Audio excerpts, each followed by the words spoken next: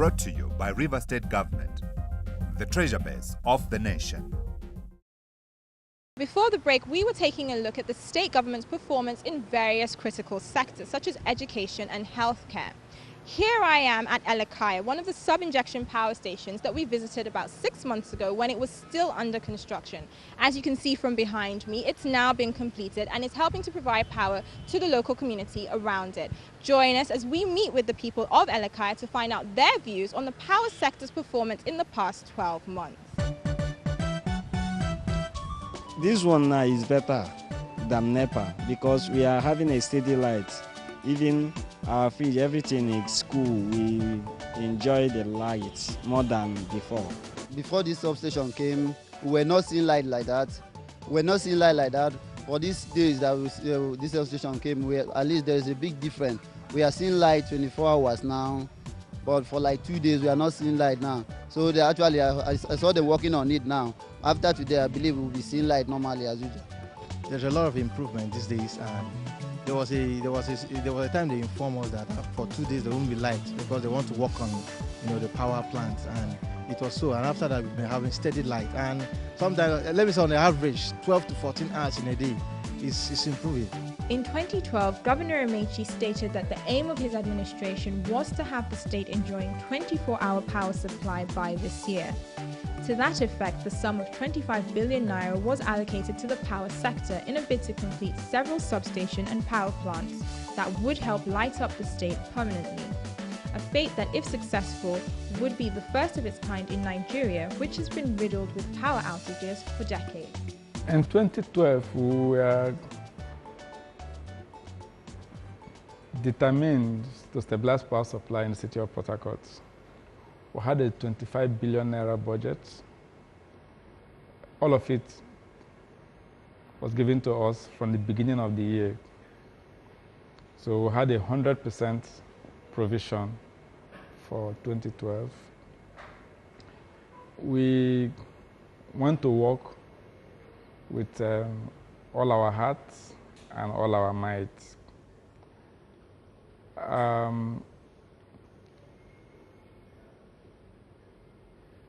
Somehow, most of the things we set out to do, we came close to achieving them.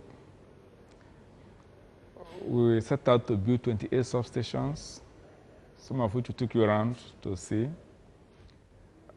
We set out to build the second phase of our farm project to inject additional 180 megawatts into the system. And we also set out to commission the phase 1, which was completed at the time we spoke. And yes, phase 1 is currently evacuating power into the city of Port Harcourt, and we are doing 120, 140 megawatts from it.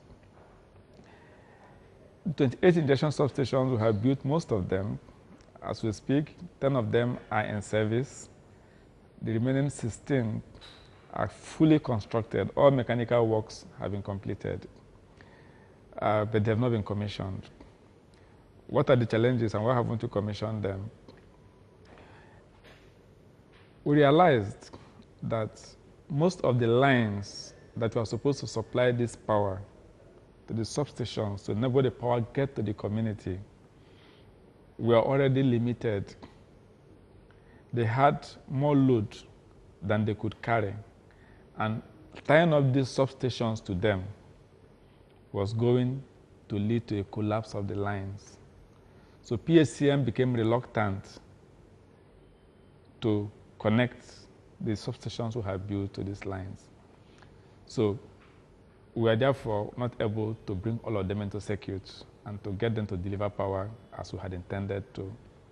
So this year, we have restudied the network and have come up with an elaborate plan to reorganize the circuit, the entire network, and reinforce it, add more lines, and commission the 132 substation we're building at Rumosi, so that at the end of the day, we can radiate more feeders from that point, and so relieve the already stressed and overloaded feeders, and then we're able to supply our substations. We are focusing on achieving stabilizing power in Port Harcourt first. Since we were not able to meet the target of achieving stable power supply in Port Harcourt, we will not be in a hurry to jump into getting the state electrified. We will sort out the issue of Port Harcourt and then begin to approach the states gradually. We have a lot of offers for people to collaborate with us in the area of power. However, I've always been a bit reluctant to accept those offers, principally because, like I've always said, distribution is the guarantee of return on investment in the power sector.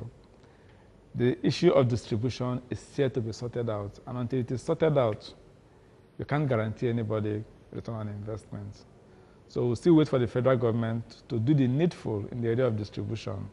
When that happens, then maybe it will become interesting to encourage people to invest in the power sector. Having failed to meet its plan for stable and consistent power throughout Port Harcourt, it seems there may be a delay in the power sector's ability to do so throughout the state by the end of this year. The agriculture sector of Rivers State has been identified as the foundation for sustainable economic growth. The 2012 allocation to the sector was 30.3 billion naira, which was to be spent on projects that would replicate the already successful Songhai farm at Port Novo, drive the accelerated development of the oil palm initiative, and create accessible credit to farmers. The running of the agriculture sector as a business and not as a social project has seen its productivity grow rapidly. Our policy in agriculture says that government will try to find a place, a solid place for the private sector in the development of agriculture in the state. The reason being that agriculture is viewed strictly and seriously as business here and now. And because it's viewed strictly as business, it means that we must give private sector its rightful place. So all we tried to do in 2012 was to see how we continue in that spirit and in that policy direction that we have set out for ourselves, which has to do with making sure that the private sector is fully involved, making sure that the people who are farmers are fully involved, and making sure that government is there to give the necessary assistance and maybe give, in the areas where we think that it will be necessary for us to come in by way of policy and by way of control, and all that. So that's what we have tried to do, and this we have tried to do in virtually all our projects, be it in the area of plantation agriculture, which is large-scale farming, be it in the area of smallholder farmers, be it in the area of artisanal fishermen, be it in the area of big fish farms. That's what we're trying to achieve. Our policy is in such a way that it encourages us to use agriculture not only to handle or solve the issue of food insecurity, that is by way of creating food security, but also by way of using the sector to throw up as many employment opportunities as we can. And in this area, we have done very, very well, especially using both the area of smallholder, small-scale, farming and plantation agriculture, where I said that we are allowing the private sector to own the process, to be part of the process, and to help us in in midwifing even the process. Let me give you an example. The raisin palm project is given out to Seat of Belgium for 35 years. So far, I know they have invested more than 4 billion naira in the rehabilitation of raisin palm. And they would like to be there. They would like to see the business work because they need to recover their money. That is the business sense of agriculture we're talking about here now. And I use this as an example because that is how it is in virtually all the big projects that we have. In the smallholder, projects where you see the small farmers, the farm belongs to them. So they will not want to let it die. We have had problems that that tend to align with the fears you expressed, earlier on, because government was involved in, doing this project themselves. We're no longer involved in direct production. Government was involved in direct production. That's the right description for it. Government was involved in direct production, and our government is moving away from direct production and allowing the private sector and the people to own the projects themselves. And you know that when the private sector is involved in a project, of course, it's difficult for that project to die, except there are many other reasons why they need to do so. Roads and transport was another area highlighted for key development in 2012. The rehabilitation, repairs and maintenance of inner roads and the ongoing monorail project were to see significant progress and work to alleviate growing congestion in townships. With this in mind, the state allocated 60 billion naira and 10.5 billion naira to road construction and transportation, respectively. Having finalized its 3-year housing development scheme, which will cost 38 billion naira, 2012 was to see the state spend an additional 5 billion naira on the project, as well as 6.3 billion naira on other housing, construction and rehabilitation projects. The policy thrust of 2012 was to see the state improve the capacity and competence of public servants to meet international best practices, as well as complete ongoing projects in critical areas. A total of 438 billion naira was committed to this goal. We took to the streets of river states to hear from the citizens and get their assessment on the state's efforts in 2012. Our roads are trying, and we have some villages that their roads are not too good. We have places like Rumewara, Rumudara axis, their road is very bad. We have Rumosi, Uniport axis, their roads are very bad. I think he should look towards it.